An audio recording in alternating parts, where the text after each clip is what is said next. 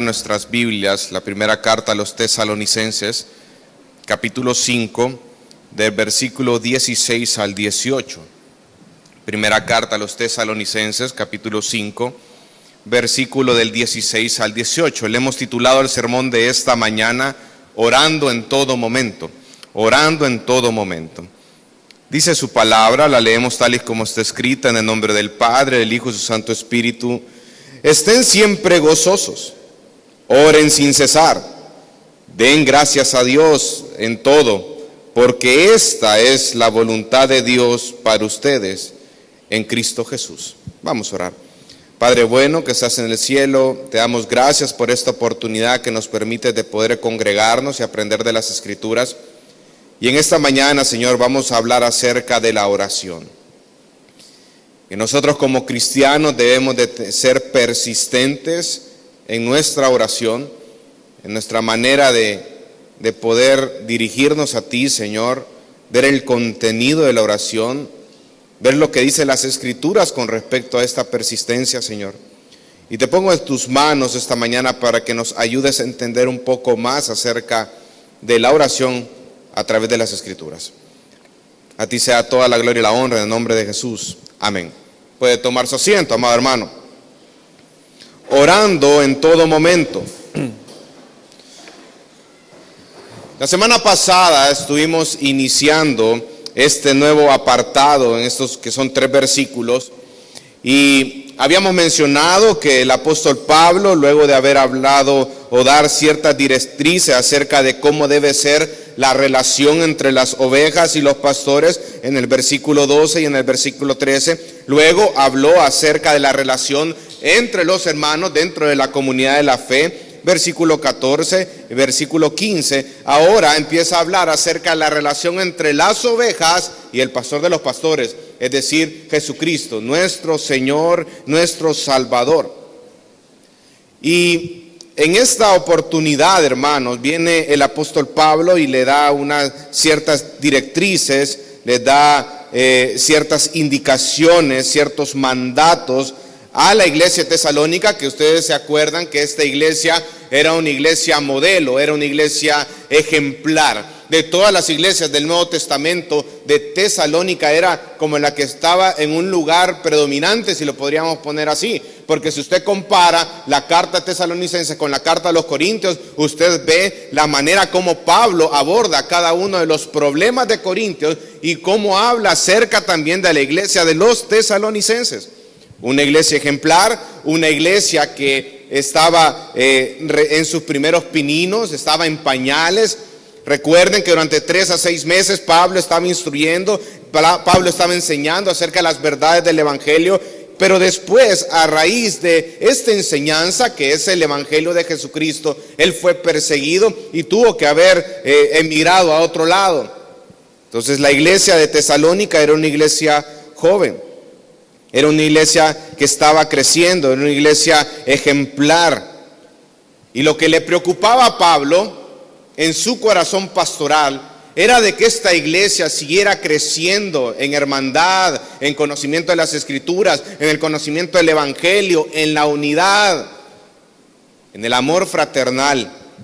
Ese era el deseo del apóstol Pablo.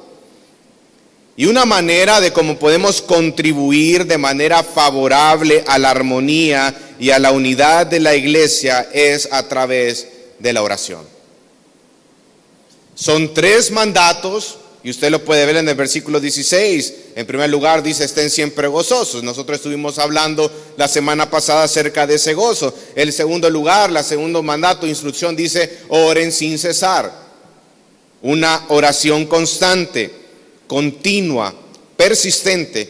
Y en tercer lugar, un corazón agradecido. Dice, den gracias en todo. Y de ahí termina diciendo, porque esta es la voluntad de Dios. O sea, la voluntad de Dios es que nosotros oremos, que nosotros nos gocemos y que nosotros seamos agradecidos. Parte de su voluntad revelada. Y en esta oportunidad vamos a hablar acerca del segundo mandato, de orar sin cesar, de orar en todo momento. Entonces, hermano, ¿cómo se encuentra tu vida de oración en este momento? ¿Cómo estás cultivando esa vida de oración con Dios, esa relación con Dios? ¿Cómo la estás cultivando? Porque eso es parte de las disciplinas espirituales como cristianos. No es si quieres o no quieres, es un mandato que nosotros debemos de obedecer. Cuando es un mandato, es un imperativo. No es si te gusta o no te gusta, es que lo tienes que hacer. Como cristianos hemos sido mandados a orar. Y cuando nosotros hablamos de la oración, muchas veces lo vemos como algo monótono. ¿Cuántos han tenido problemas aquí a la hora de orar, que a veces se duermen? ¿Alguna vez usted se ha dormido en oración? Yo me recuerdo que en una oportunidad, ahí estábamos en Guayabal, entonces teníamos un ministerio de intercesión y oración. Bueno, aquí está mi hermana Ana María, me recuerdo que estaba también ella, donde todos éramos alrededor de 26 a 30 hermanos, todos nos levantábamos a las 4 de la mañana para orar e interceder por la iglesia. 4 de la mañana, hermano. Entonces lo que hacíamos es que teníamos lectura de las escrituras, teníamos peticiones, ¿verdad? Y entre los hermanos lo que hacíamos era dejar llamadas perdidas, ¿verdad? Como aquí estoy, en batalla, vamos a empezar a orar y todo. Y uno se levantaba, ¿verdad? Pero me recuerdo que en una oportunidad yo me había acostado tarde, hermano. Y me levanté a las 4 de la mañana, pero de esas levantadas que usted tiene ganas de dormir. No sé si usted me entiende de eso. Entonces me acuerdo que yo iniciaba con alabando al Señor y inicié, ¿verdad? A las 4 de la mañana entonando cuán grande es Él, ¿verdad? Mi corazón entona la canción. De ahí me dormí, hermano. A las 5 que me volví a levantar, cuán grande es Él, decía yo. Cuán grande es Él. Y así como me ha pasado, también a usted le ha ocurrido. No me vea raro porque usted también se ha dormido en sus tiempos de oración. Hay algunos que incluso agarran la Biblia porque si ya no puede dormir, voy a agarrar la Biblia, tal vez con eso me duermo, dice. Y nosotros estamos en esa lucha continua de poder cada día más llevar esta práctica de la oración y que sea parte de nuestras vidas. Y es una lucha continua. Ahora, imagínate por un momento que dentro de nuestra iglesia, dentro de nuestra comunidad de gracia y verdad, todos los que estábamos acá, oráramos por los unos por los otros. Que llevaras en tus peticiones, que llevaras en tu oración hacia Dios los nombres de cada uno de los hermanos que forman parte de la comunidad gracia y verdad. ¿Te imaginas por un momento que todos oráramos los unos por los otros? ¿Qué transformación produciría eso en la congregación, en la vida de la iglesia? ¿Sabes? Cuando tú empiezas a orar por otros hermanos, te das cuenta que dentro de la comunidad hay hermanos que están teniendo luchas. Hay hermanos que están pasando por problemas. Hay hermanos que están pasando por muchas situaciones adversas. Y tú empiezas a ver a tu hermano como tu hermano en Cristo, pero también lo ves como un pecador, como una persona que necesita continuamente la gracia del Señor, como todos los que estamos acá. Entonces imagínate por un momento pertenecer a una iglesia donde todos orásemos los unos por los otros. Hermano, ¿cuándo fue la última vez que tú oraste por un hermano de la iglesia? ¿Cuándo fue que tú levantaste un tiempo de oración, una petición? Señor, ayúdale a mi hermano que está pasando por esto. Ayúdale a mi hermano en su crecimiento espiritual. Porque muchas veces en esa comunicación que es para edificación, cuando tú hablas, cuando tú tienes coinonía, cuando tú tienes en intimidad con otros hermanos en Cristo, tú te das cuenta cuáles son sus luchas. Y los hermanos comparten. Y dicen, tengo problemas con mi enojo, tengo problemas con mi lengua, tengo problemas con la codicia, con la envidia, con los celos. Entonces, cuando un hermano en Cristo te dice eso, ¿qué haces tú con eso, hermano? ¿Lo oras? Le dices al Señor: Señor, te pido por hermano fulanito de tal, para que le ayudes a poder tener dominio propio y que no explote en ira en su matrimonio ni en su familia, o te lo guardas, te lo callas y ahí está bien. ¿Cuándo fue la última vez que tú oraste por un hermano en Cristo?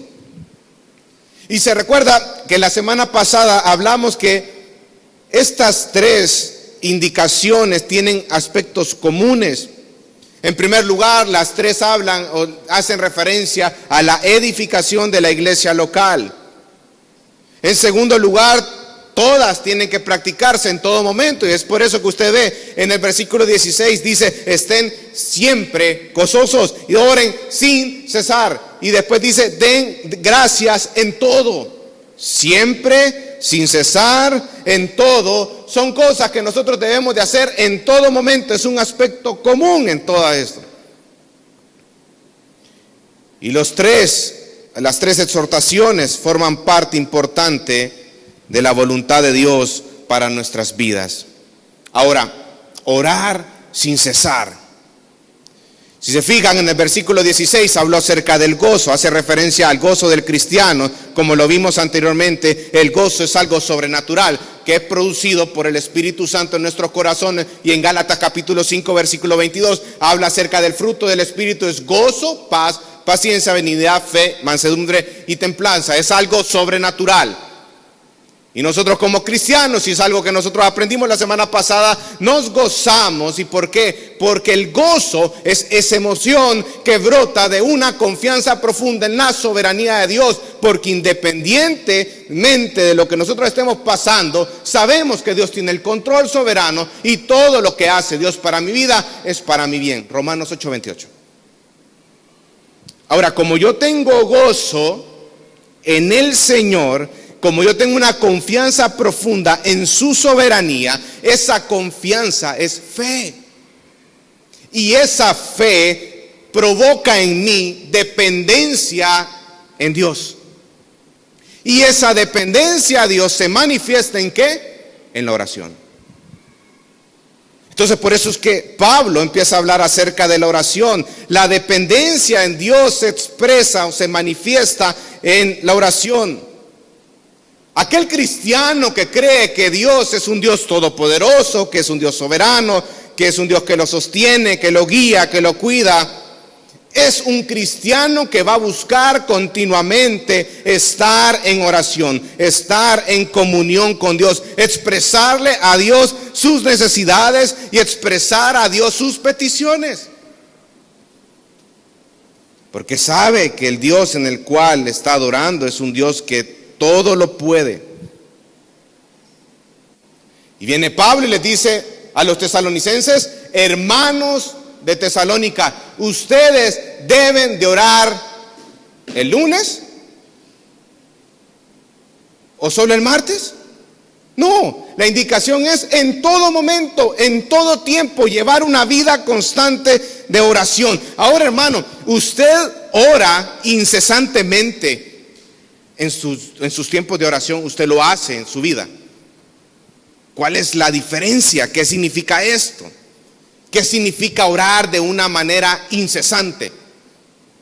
Y para ello vamos a utilizar dos parábolas mencionadas por nuestro Señor Jesucristo para hablar acerca de la insistencia o la persistencia de la oración y cómo esta oración debe formar parte de mi diario vivir. Vamos a Lucas capítulo 11.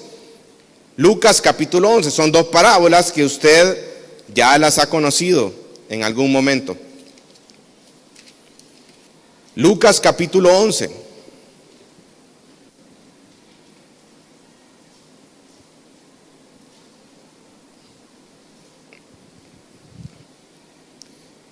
Mire lo que dice el versículo 1 al 4, dice: aconteció que estando Jesús orando en cierto lugar, cuando terminó, le dijo uno de sus discípulos,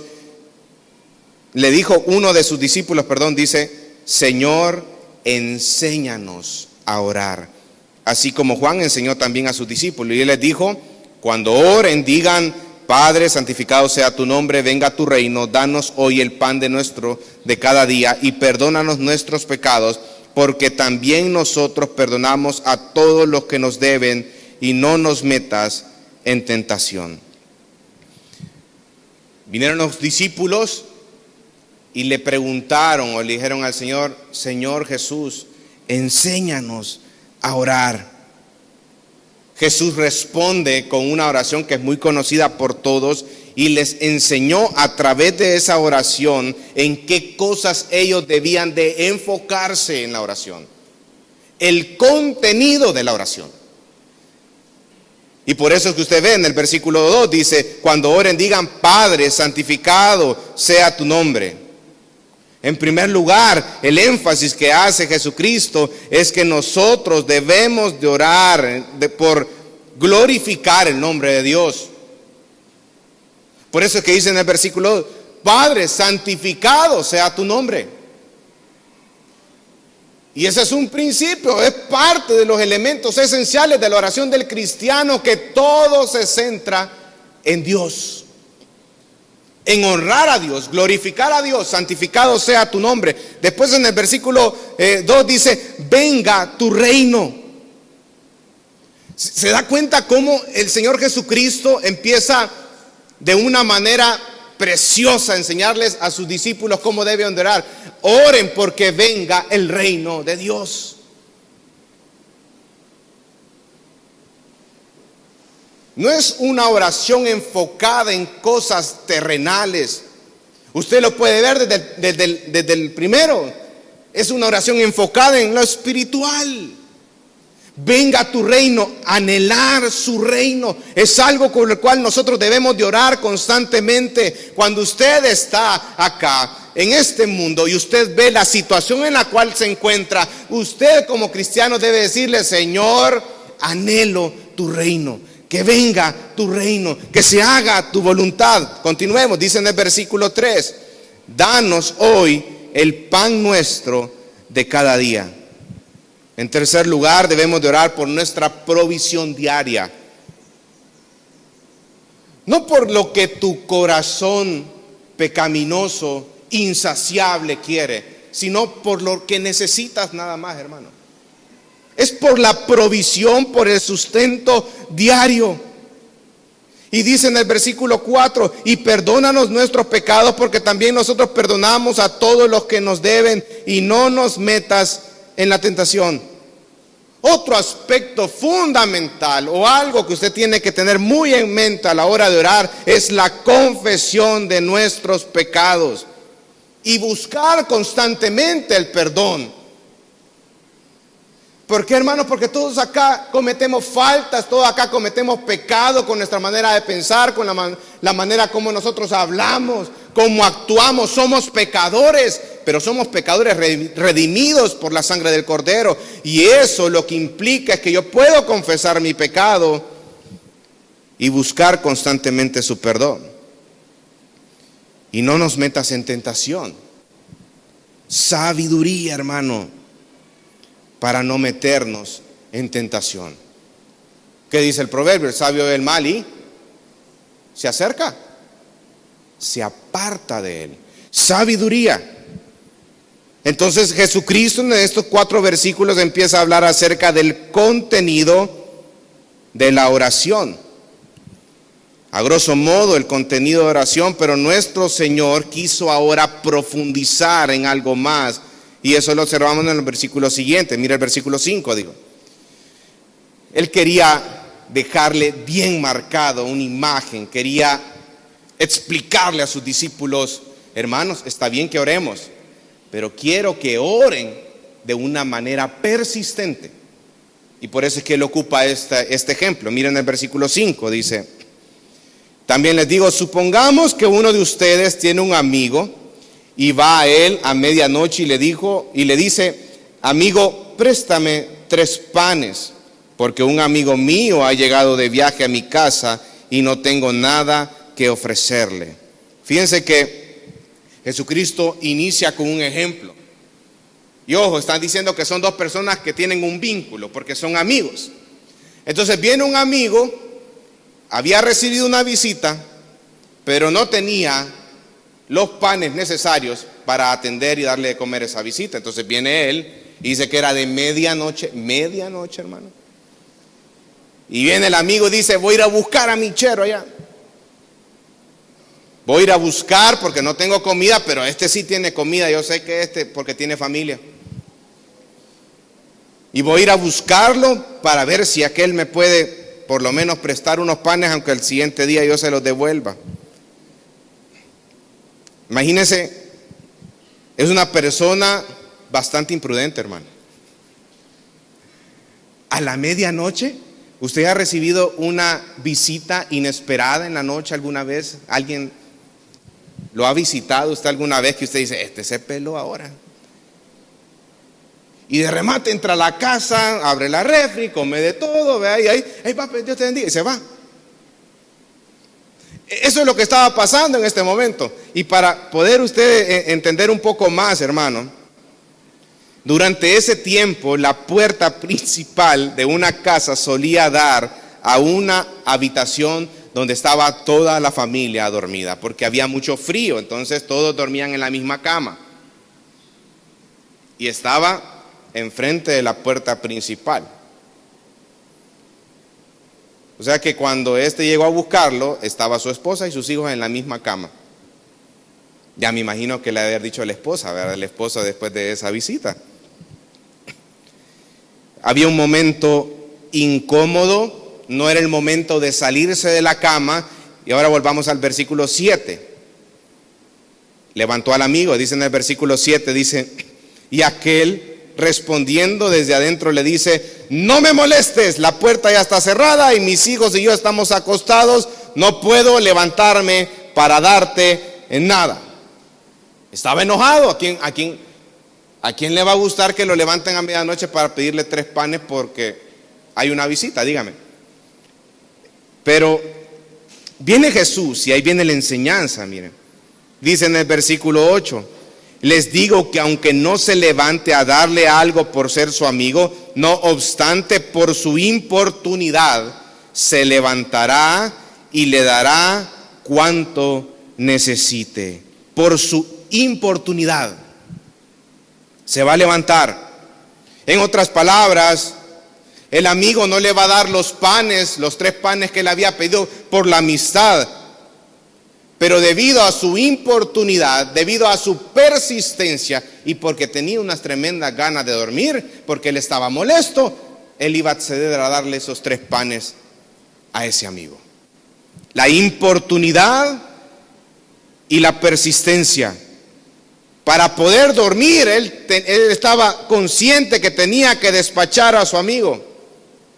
Y ese es un ejemplo de la persistencia, donde el amigo que necesita 3 panes no deja otra alternativa. Eso nos debe dar a nosotros una enseñanza. ¿A qué, hermano? Los beneficios de la persistencia. ¿Usted ha conocido a alguien persistente? Que no da agua.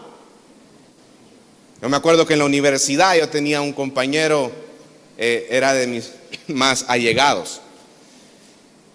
Él inició la universidad 2 años antes que yo y se graduó 4 años después que yo.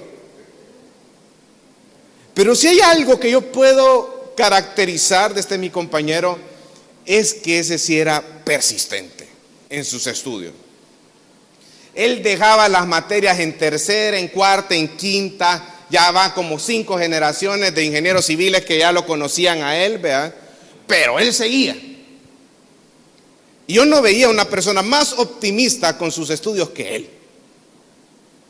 Yo me acuerdo cuando me estudiaba, él le ponía empeño a sus estudios. Y otras personas se burlaban de él porque le decía que ya no era una carrera de ingeniería civil lo que iba a sacar, sino que ya era un doctorado. Pero él me decía, ¿y vos qué te importa eso? Yo voy a sacar mi carrera de ingeniero de acá. Una persona persistente. Se graduó y me acuerdo de que su familia era tan allegada a mí, ¿verdad? Que cuando se graduó, yo me recuerdo, paréntesis, ¿verdad? Esta familia era tan allegada a mí que yo al inicio empecé estudiando ingeniería eléctrica ahí en la universidad. Perdóname, Eduardo, te he fallado. Y me acuerdo que yo estaba en eso de que si en realidad quería dedicarme a eso, me quería pasar a construir, a ser un ingeniero civil, y tuve una plática con el papá de él, que era constructor. Y él me empezó a decir qué cosas yo podía trabajar, qué era el rubro de la construcción, qué era lo de la ingeniería civil. Me vendió tan bien la idea que al final decidí cambiarme, hermano. Es más, con esta familia yo tuve mi primer trabajo. ¿Saben cuál fue mi primer trabajo? Era repartir volantes para vender cisternas de agua potable en cada una de las casas allá de la cima. Ese era mi primer trabajo. Y cada casita o alguien que le llamara a los dueños para la compra de las cisternas, me daban 50 pesos de comisión. Era una gran ganga. Claro, 50 pesos en el mes ya uno ya le hacía. Entonces, había bastante vínculo con esta familia. Me acuerdo que cuando él se graduó, la familia me invitó a una comida. Y los papás y él estaban tan contentos de todo eso porque él había persistido en la idea de continuar con sus estudios hasta terminarlos. Ahora mi compañero ya está en los Estados Unidos, ahí está en California, está trabajando como ingeniero civil allá en Estados Unidos. La persistencia. Los beneficios de la persistencia. Y es lo que el Señor Jesús está hablando acá. Pero hay algo más precioso detrás de esta parábola. Miren el versículo 9, dice: así que yo les digo, pidan y se les dará, dice. Busquen y hallarán, llamen y se les abrirá, porque todo el que pide recibe, y el que busca halla, y al que llama se le abrirá.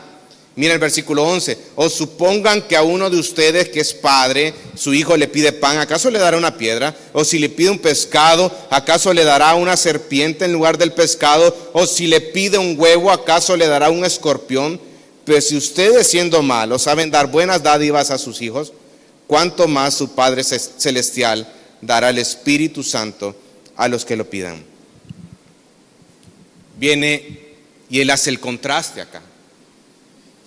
Y él dice: si imagínate lo que pasó con un amigo que está molesto porque lo levantaron a medianoche para que le dieran 3 panes, una persona pecadora. Y aquí está la profundidad de este mensaje. Si una persona pecadora actúa de esa manera, ¿cómo crees tú que va a actuar un Dios bondadoso y misericordioso para con tu vida? Y él hace otro contraste y empieza a hablar acerca de un padre con su hijo. Si tu hijo se acerca a ti y te está pidiendo pan, ¿tú le vas a dar una piedra a tu hijo?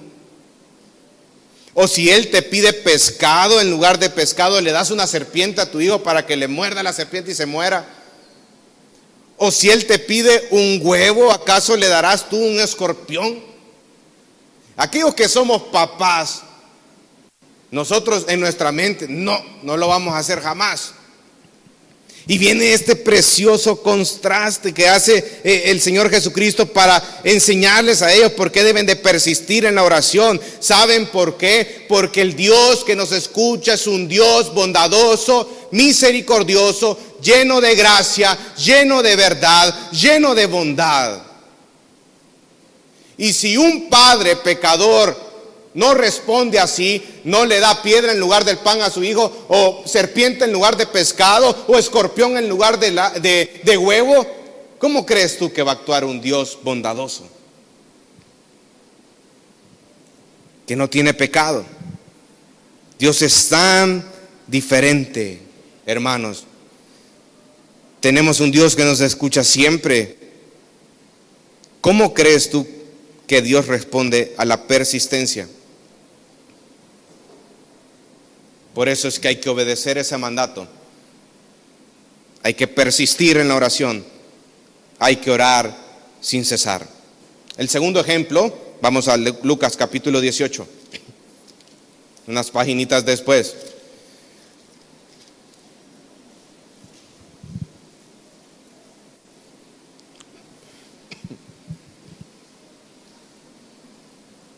Lucas 18 dice, Jesús les contó una parábola.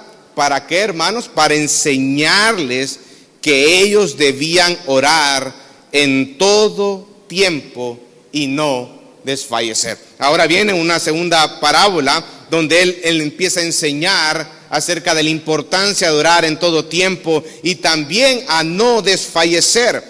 Mira el versículo 2, dice, había en cierta ciudad un juez que ni temía a Dios ni respetaba a hombre alguno.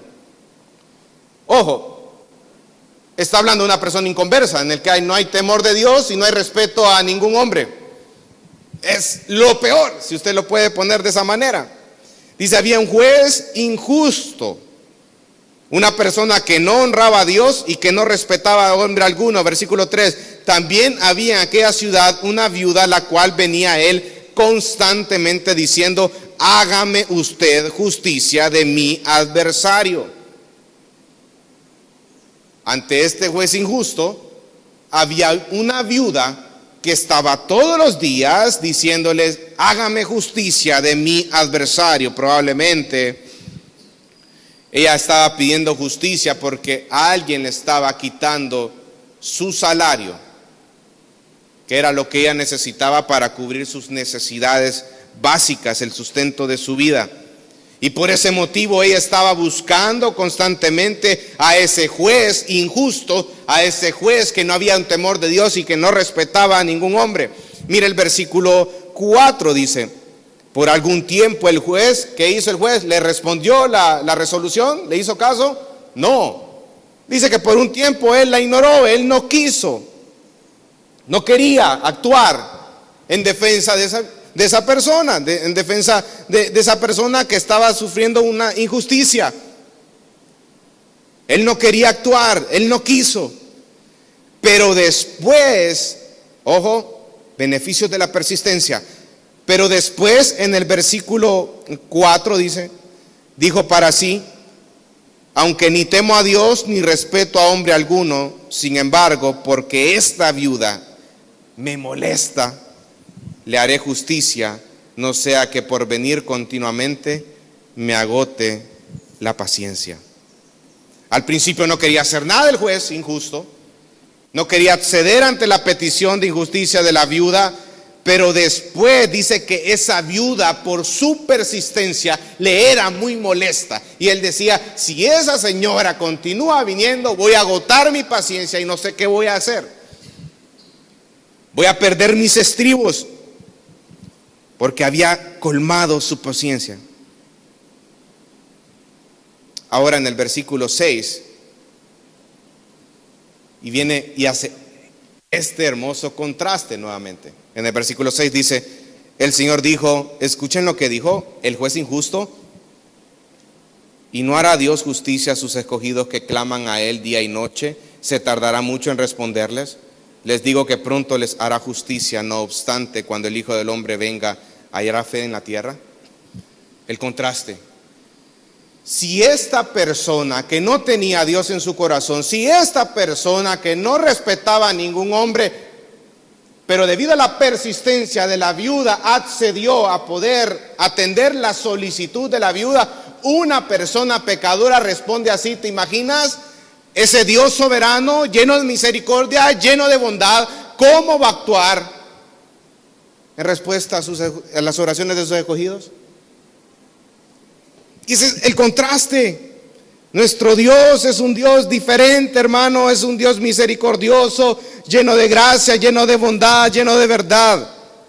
Y a pesar de que usted y yo no reciba una respuesta inmediata a nuestras peticiones, a pesar de que las cosas no vayan de acuerdo a como tú piensas que deberían de dar, a pesar de que tú no veas un panorama claro de las cosas, de cómo están sucediendo en tu vida, a pesar de que las cosas sigan su curso y no ves cambio en las cosas, a pesar de tener desánimos, a pesar de tener desalientos, a pesar de estar en esa situación, ¿sabe lo que dice la Biblia? Ora persistentemente, sigue orando, persiste en la oración. Necesitas orar sin cesar, continuamente porque nuestro Dios escucha. Porque nuestro Dios escucha y es misericordioso para con sus hijos. Ora como Jesús. ¿Cómo oraba Jesucristo, hermano? Jesucristo oraba con intensidad. Vamos a buscar Lucas capítulo 22, versículo 42 al 44.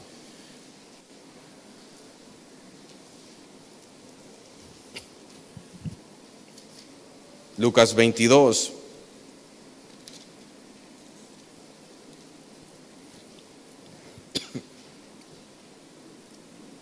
Jesús estaba en el Getsemaní, hermanos. Pero miren la manera como ora nuestro Señor. El versículo 42 dice, del 41, y se apartó de ellos como a un tiro de piedra, y poniéndose de rodillas oraba diciendo: Padre, si es tu voluntad, aparte de mí esta copa, pero no se haga mi voluntad sino la tuya.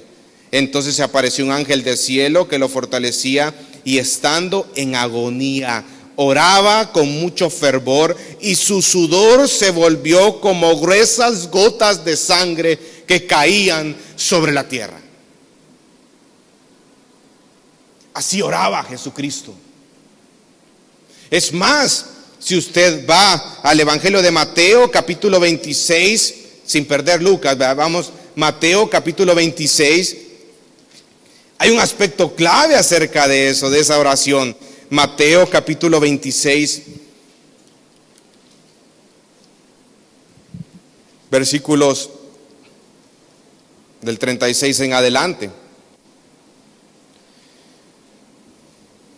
Dice que cuando Jesús llegó con ellos a un lugar que se llama Getsemaní, dijo a sus discípulos: siéntense aquí mientras yo voy para allá y oro. Y tomando él a Pedro y a los dos hijos de Zebedeo, comenzó a entristecerse y a angustiarse. Entonces les dijo: mi alma está muy afligida hasta el punto de la muerte, quédense aquí y velen junto a mí. Y adelantándose un poco, cayó sobre su rostro y orando y diciendo: Padre mío, si es posible que pase de mí esta copa, pero que no sea como yo quiero, sino como tú quieras. Entonces vino a los discípulos y los halló durmiendo, y dijo a Pedro: con que no pudieron velar una hora junto a mí, velen y oren para que no entren en tentación. El espíritu está dispuesto, pero la carne es débil. 42, apartándose de nuevo, oró por segunda vez diciendo: Padre mío, si esta copa no puede pasar sin que yo la beba, hágase tu voluntad. Vino otra vez Jesús y los halló. ¿Cómo los halló a los discípulos?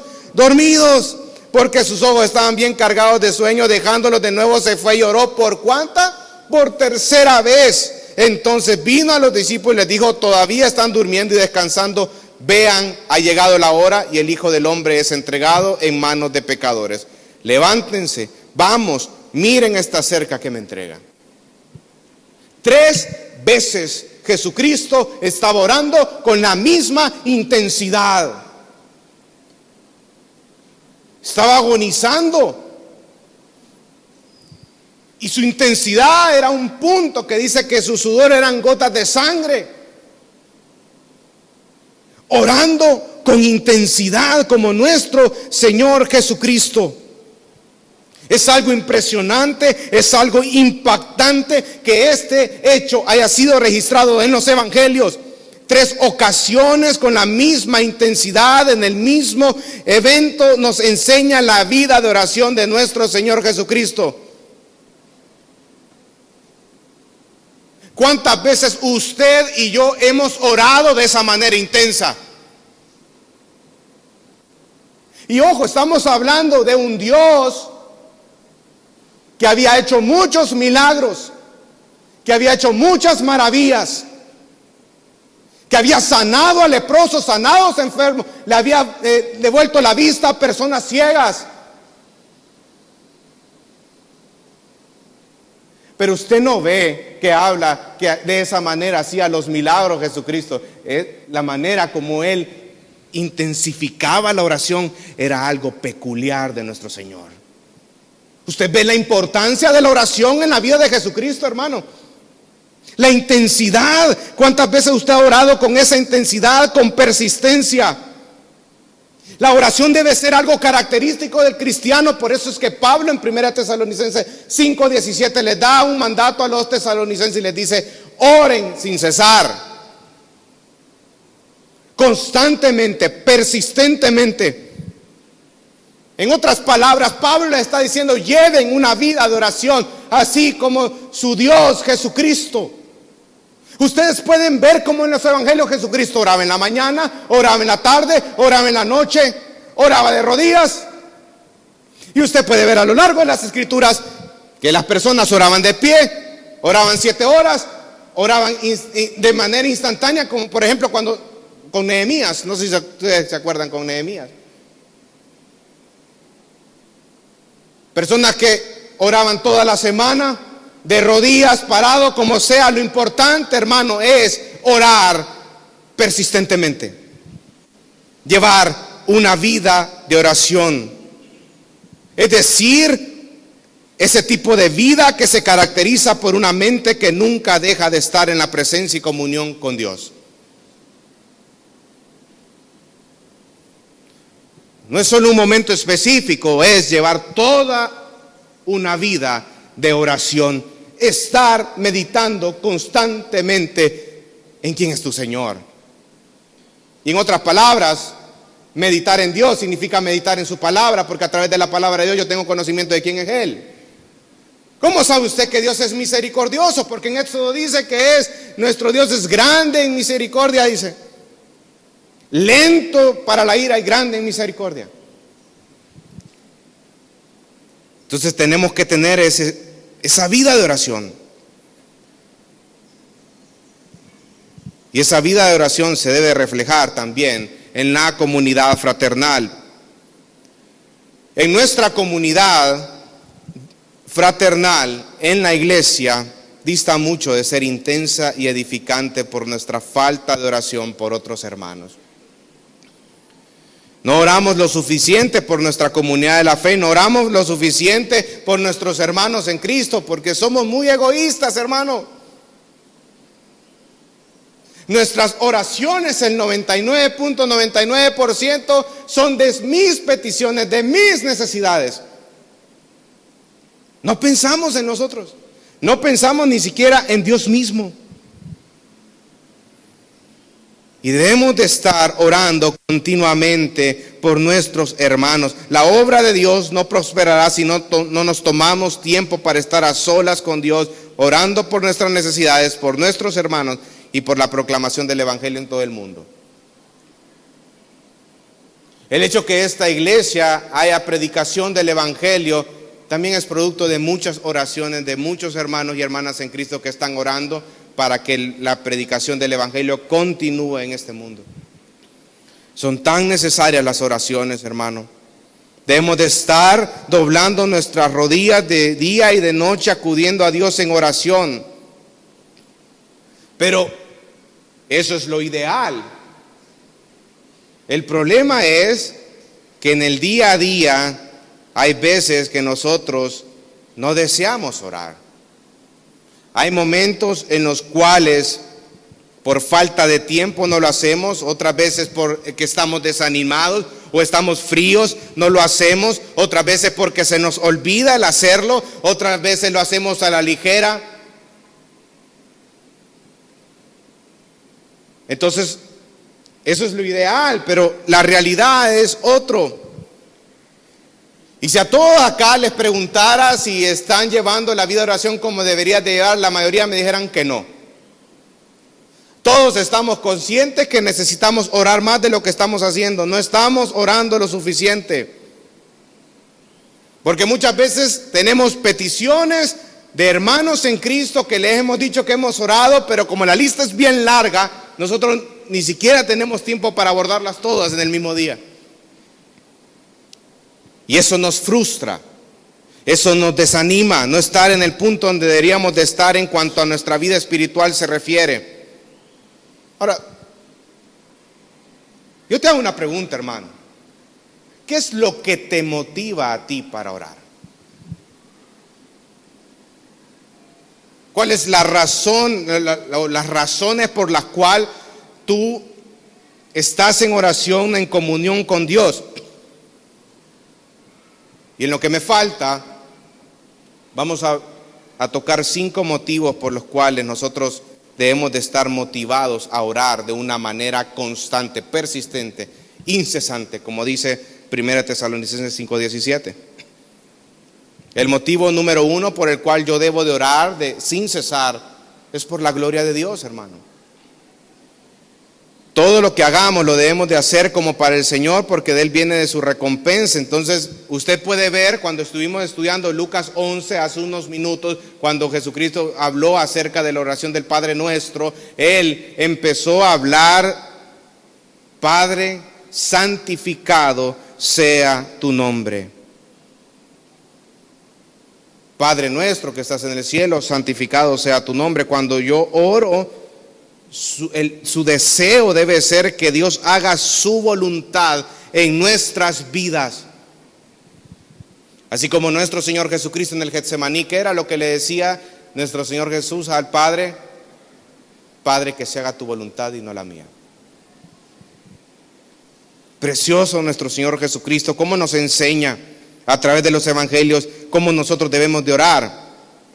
Entonces, el deseo que debe de gobernar mi corazón cuando yo me acerco en oración es que Dios haga su voluntad y que la oración se centre en la persona de Dios, no en mí, hermano, en Él.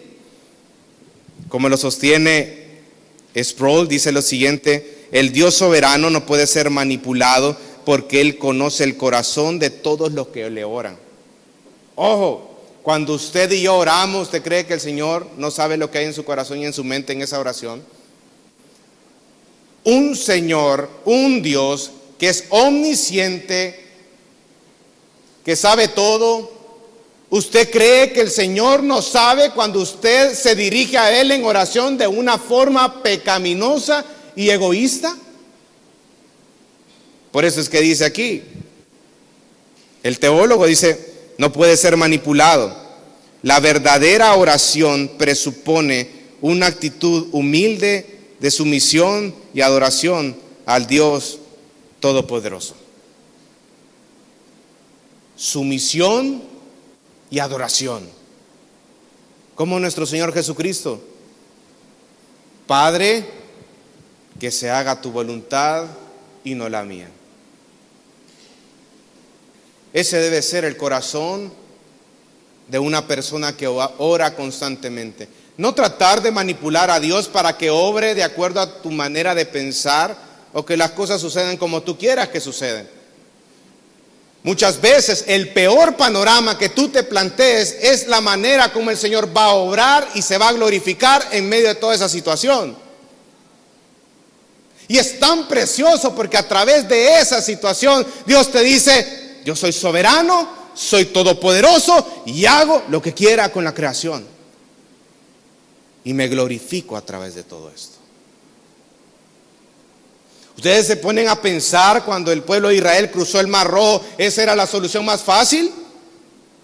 No, hermano, esa es la más difícil, la más imposible, pero fue el camino que el Señor permitió que pasara el pueblo de Israel en medio del Mar Rojo. Atravesarlo de una manera imposible, impensable. El Señor se glorificó a través de todo esto.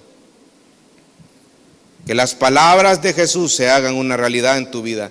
Padre, que se haga tu voluntad y no la mía. Un segundo motivo por el cual nosotros debemos de orar constantemente, sin cesar, es por la intimidad con Dios, hermano. El deseo de tener una comunión con Dios todos los días.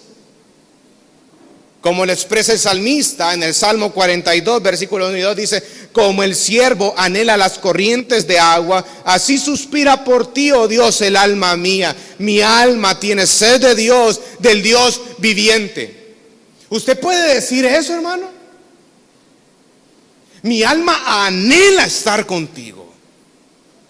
Tiene sed de ti, Señor.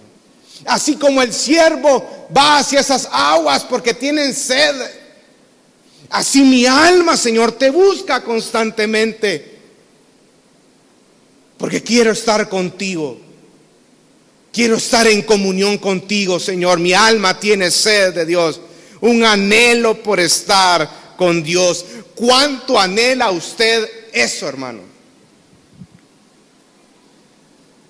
Mientras estaba preparando el sermón, leí una oración puritana para poder comprender un poco más el enorme significado de anhelar la comunión con Dios. Y escúchalo, un poquito grandecito es la oración. El título es Anhelos por Dios. Escúchalo bien, dice: mi querido Señor, yo solo puedo decir que tú sabes que yo no ansío nada sino tú mismo. Nada a no ser la santidad, nada a no ser la unión con tu voluntad. Tú me concedes esos deseos y solo tú puedes darme lo que es deseado. Mi alma anhela la comunión con el Señor para mortificación de la corrupción que habita en mí, especialmente el orgullo espiritual. Cuán precioso es tener un tierno sentimiento y una clara comprensión del misterio de la piedad, de la verdadera santidad. Qué bienaventuranza es ser como tú. Tanto cuesta, tanto cuanto sea posible para una criatura ser como su creador. Señor, dame más de tu semejanza. Dilata mi alma para contener la plenitud de la santidad. Hazme vivir para ti. Ayúdame a estar menos satisfecho con mis experiencias espirituales, y cuando me siento a gusto después de dulces comuniones, enséñame que es muy poco lo que sé y hago. Bendito Señor, permite elevarme más cerca de ti y amar, anhelar y luchar contigo y aspirar por la liberación del cuerpo de pecado, pues mi corazón está errante y sin vida. Mi alma se lamenta al pensar de que alguna vez pierda de vista a su amado. Envuelve mi vida con divino amor y manténme siempre deseoso por ti, siempre humilde y resignado a tu voluntad, más fijo en ti mismo, para que yo pueda estar capacitado para la obra y el sufrimiento. Eso es anhelar. Anhelar la presencia de Dios en mi vida. Por lo que Él es, por lo que Él hace. Usted, cuando está dentro de su comunión con Dios, usted debe también pensar, ya lo vamos a ver más adelante, todas las bendiciones que Dios le ha permitido a usted poder disfrutar, hermano. ¿Sabe una de las cosas que yo me pongo a pensar constantemente? ¿Dónde estaría yo si no fuera por mi Señor? Y eso me motiva a mí a buscarlo más día con día en oración. Anhelar más su presencia. Y es algo que nosotros no valoramos, hermano. El motivo número 3, por alivio en la preocupación. Hay algo real en nuestra vida, hermano, y es que nuestra vida es incierta. Hay muchas incertidumbres que no sabemos qué va a pasar. No sabemos qué va a pasar en el futuro, nos afanamos por cosas que ni siquiera han pasado y no sabemos qué pasarán de esa manera, y eso genera en nosotros ansiedad, preocupación. Entonces, ¿cómo manejas tú la preocupación? ¿La preocupación gobierna tu corazón, hermano? ¿La ansiedad gobierna tu corazón? Porque la ansiedad, en otras palabras, es que es un pecado. Es un pecado en contra de la soberanía de Dios, porque tú quieres controlar tu propia vida, controlar las circunstancias que le rodean, y tú piensas en tu mente y en tu corazón que esas cosas así van a pasar. Y el único que puede decir lo que va a pasar y sucede, ¿saben quién es? Dios mismo. Y es algo que en los escritos del Antiguo Testamento, los profetas, Isaías, Jeremías, es algo de lo cual decía el Señor: ¿ven esos ídolos? Esos son ídolos, dioses falsos de madera, de plata, de lo que sea. que son hechos por manos humanas. Ellos no tienen sentimientos, no tienen emociones, ellos no hablan. Pero yo si lo hago, yo también te digo lo que va a pasar en el futuro y va a pasar. Profecías que se cumplieron a cabalidad. Entonces, cuando hay ansiedad en el corazón del cristiano, cuando hay mucha preocupación, ¿sabe lo que dice la Biblia que debe de hacer una persona ansiosa y preocupada? ¿Sabe qué dice la Biblia? Orar. Filipenses capítulo 4, vamos a nuestras Biblias, capítulo 4, versículos 6 y 7. Aquellos que son ansiosos, que les preocupa mucho qué es lo que va a pasar en el futuro, subráyelo, y si quiere, cuando llegue a la casa, haga una planilla de unas 100 veces estos versículos, porque le va a servir, hermano. Es algo que personalmente me ha servido. En mis miedos, en mis temores, en la manera como yo estoy pensando que van a suceder las cosas, Dios me lleva a Filipenses 4, 6 al 7. Mire lo que dice, por nada estéis afanosos, antes bien en todo. ¿Mediante qué, iglesia? Mediante oración y súplica con acción de gracias, sean dadas a conocer vuestras peticiones delante de Dios, y la paz de Dios, que sobrepasa todo entendimiento, guardará vuestros corazones y vuestras mentes en Cristo Jesús. Entonces, cuando venga esa situación, o esa preocupación, o esa ansiedad en tu vida, cuando venga alguien y te diga de que de aquí en 1 o 2 meses ya no vas a tener trabajo, y tú te empiezas a preocupar, ¿cómo voy a poder lidiar con esta situación? ¿Cómo voy a poder proveer a mi familia si no tengo un ingreso? Cuando empiezan a gobernar tu mente y tu corazón ese tipo de cosas, dice la Biblia que tú tienes que ir y orar y presentar las peticiones delante de Dios. ¿Y qué va a pasar con el Señor? ¿Qué va a suceder ahí? Ahí no te está diciendo que Dios va a venir y te va a quitar esa preocupación o esa cosa que Él en su soberanía ha permitido en tu vida que pase. No, dice que cuando tú llevas esta petición a Dios en oración, ¿qué es lo que va a gobernar en tu corazón? La paz de Dios. Tú vas a entender que esa preocupación la llevas en oración, pero cuando llevas en oración, Dios te cambia la mente y te cambia el corazón y te dice, no, hijo, yo tengo el control de todo esto. Si te quitan el trabajo es por mi gloria, y si continúa el trabajo es por mi gloria, pero lo necesario vas a tener. Hermanos, si el Dios en el cual usted y yo creemos es un Dios que provee en todos los sentidos y gobierna cada aspecto de la creación. Él mismo en Mateo capítulo 6, versículo 30 en adelante dice, ¿no ven los pajaritos? Cuando usted esté en ese momento, vea la creación, hermano, vea los pájaros. Ellos no se preocupan por qué van a comer, ellos saben que Dios les va a proveer. Dios tiene el control de cada aspecto de la creación. Y si Dios tiene el control de esos aspectos tan ínfimos, pequeños, ¿cómo cree usted que no va a tener el control de la vida de sus escogidos? Y entonces viene el Señor y esa preocupación en oración tú la llevas y tú empiezas a agradecerle a Él por su soberanía, por lo que Él hace. Busca a Dios en oración, ve al Señor en oración constante, continua, persistente, con gratitud, y la paz de Dios guardará tu corazón y tu mente. Motivo número 4, por el cual yo debo de buscar a Dios de una manera constante, ¿saben? Es por todo lo que Dios ha hecho en mi vida. Y le agrego un poquito más, no solo lo que Dios ha hecho, lo que está haciendo y lo que va a seguir haciendo. Vamos al Salmo 103.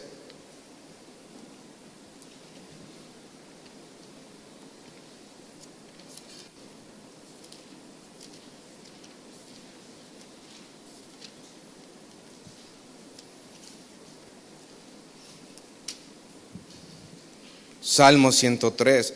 Hermano, Recuerda las misericordias de Dios en tu vida. Mire qué precioso este salmo, hermano. Es que disfrute, deleites en la palabra del Señor. Hasta una alabanza hay también de aquellos de los que son ya de añitos, ¿verdad? Ya solo se rió allá. Hay una alabanza de esos de trío, ¿verdad? Que habla acerca de bendice alma mía al Señor.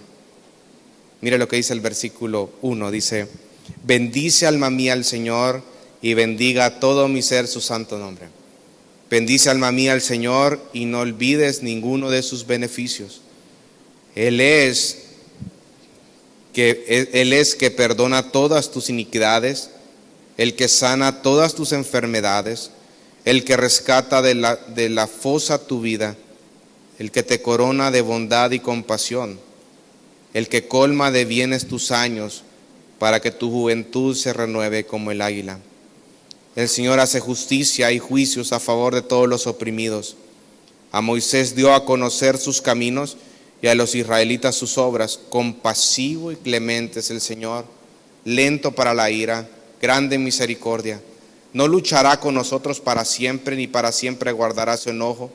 No nos ha tratado según nuestros pecados, ni nos ha pagado conforme a nuestras iniquidades. Porque como están de altos los cielos sobre la tierra, así es de grande su misericordia para los que le temen.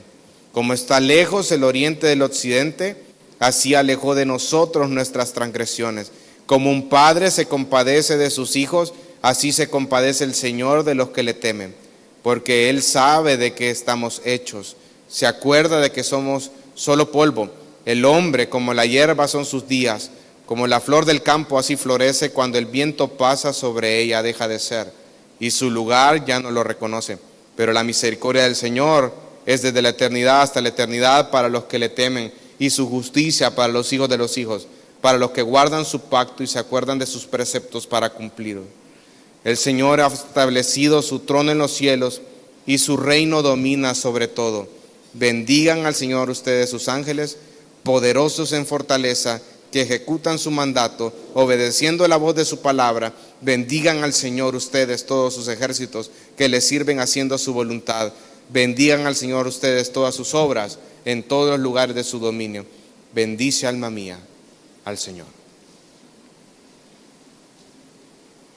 Recuerda siempre los beneficios de andar caminando con Dios.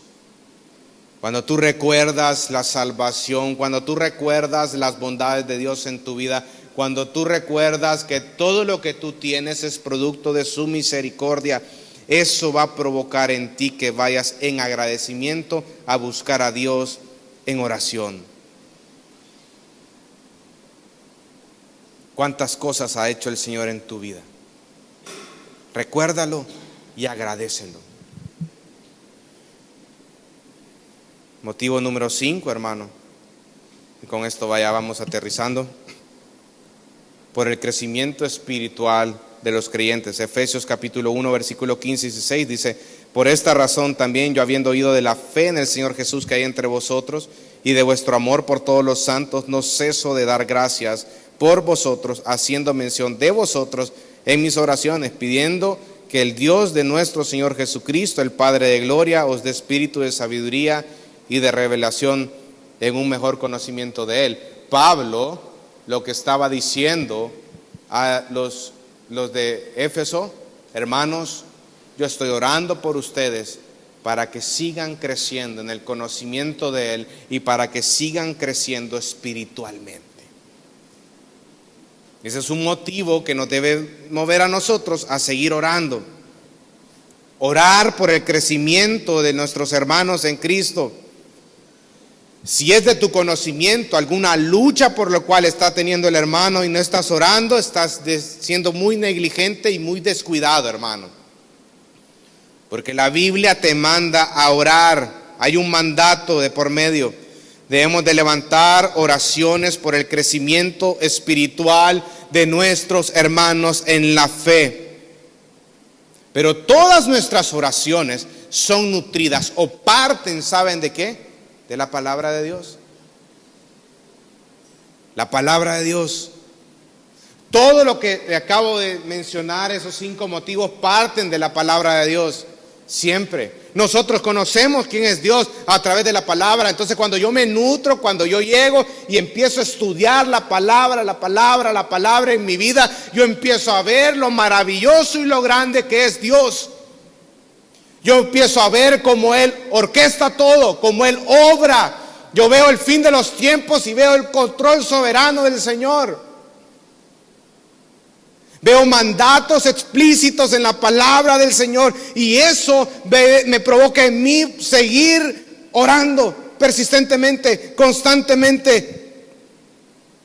Ver cómo su fidelidad se manifiesta en el cumplimiento de sus promesas. Ver todo lo que está pasando y ver que todo está en su control debe de moverme a buscarlo en oración en todo momento. ¿No se acuerdan ustedes en Daniel capítulo 9? Daniel estaba estudiando el libro de Jeremías. Y él estaba en su mente diciendo, ya va a venir, ya va a pasar todo esto. ¿Y qué fue cómo respondió Daniel ante esas promesas de Dios? En oración. Debemos de nutrirnos con la palabra de Dios.